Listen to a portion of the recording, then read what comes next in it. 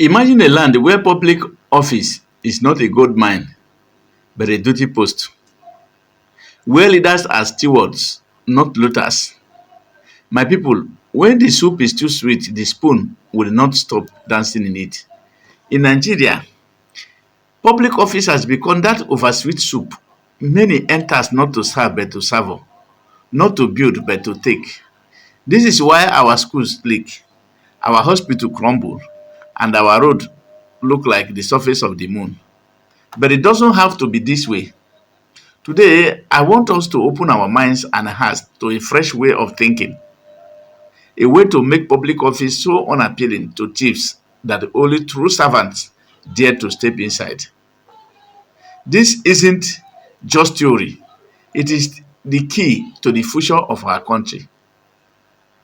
But before we get to the key, let me tell you a story, a parable that captures the heart of the matter. In a certain Nigeria town, there was a public storehouse of grain meant for widows and orphans. Every year, the town elders appointed a caretaker. But because the storehouse was built like a palace with velvet chairs, air conditioners, and feast at the caretaker's expense, thieves disguised as helpers of the poor competed for the position. Year after year, they would siphon grain, sell it, and grow rich while the needy starved.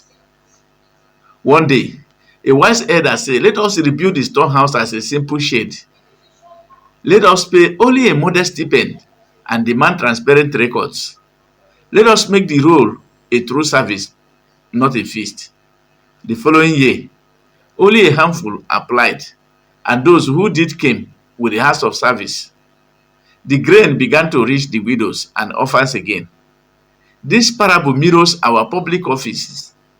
When positions of service are turned into palaces, we attract palace seekers, not servants.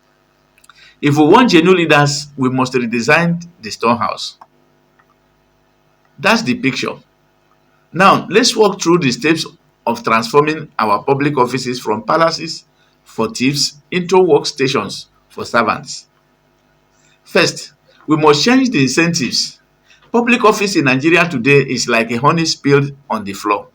No wonder ads are swarming. When salaries, allowances, and hidden perks are excessive, you don't just attract qualified people, you also attract those who see the office as the jackpot. This is why, in countries where public office is more about service than status, perks are modest, transparency is high, and accountability is swift. The focus is on contribution, not consumption. We need a new national culture that sees leadership as a calling, not a cash out. And this isn't about punishing leaders, it is about purifying motives. When the soup loses its excess sweetness, only those who truly need nourishment will eat. But changing the incentive alone is like painting a termite infested wall. We must also change the structure behind it. We must rebuild the structure of public service itself. Right now, our offices are shrouded in secrecy. Budgets, contracts, allowances hidden like a yam under ashes. This darkness is the thief's best friend. Imagine if every expenditure was posted online daily, accessible to all. Imagine if citizens could track every naira in real time.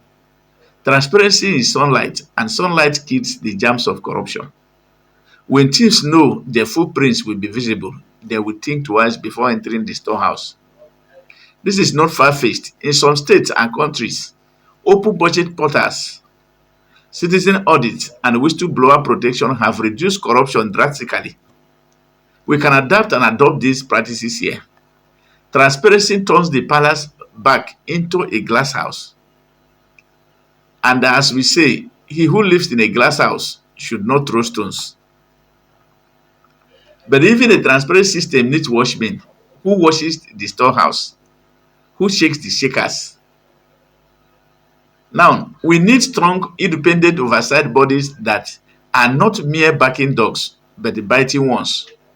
When a politician knows that his cousin shares the anti-corruption panel, or that sanctions are only for political enemies, the deterrent dies. We must strengthen the independence of our institutions. Appointments should be merit-based. Funding should be secure and insulated from political manipulation. Audits should be regular, report publics and penalized and penalties swift. Remember the saying, the fence that keeps goat away must itself be strong. If the watchdog is fed by the thief, it will wag its tail instead of back. We must stop feeding our watchdogs from the thief's kitchen.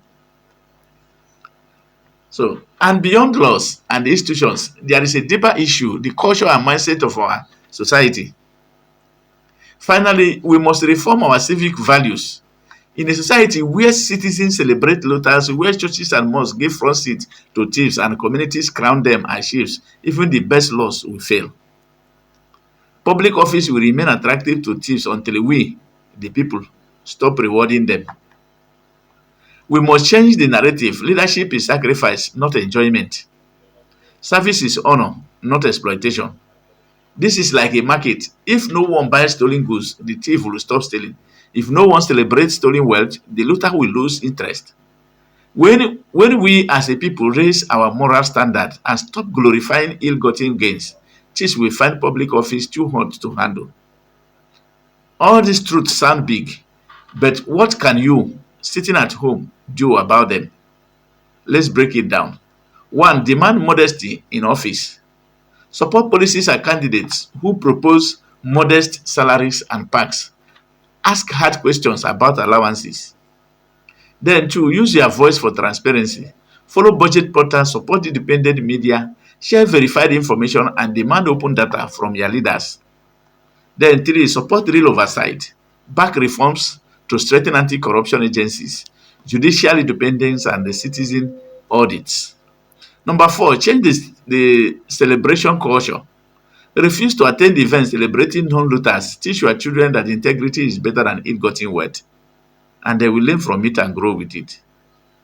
Number five, vote with your conscience. Remember, every election is like sowing seed. I have said it in one of my videos. Plant a rotten seed and you harvest a rotten crop. Choose candidates with a record of service, not signals of greed. When individuals do these small things consistently, they become a tide that sweep away the debt. Thieves thrive in darkness. Citizens shine the light. My brothers and sisters, we have seen the parable of the storehouse. We have seen how public office, like that storehouse, can attract either servant or thieves, depending on how we design it. We have learned that to make it less attractive to thieves, we must change the incentive, build transparent structures, empower oversight, and raise our moral standards. But knowledge without action is like a lamp under a basket. It lights no one's path. My challenge to you today, start where you are. Talk to your neighbors about this.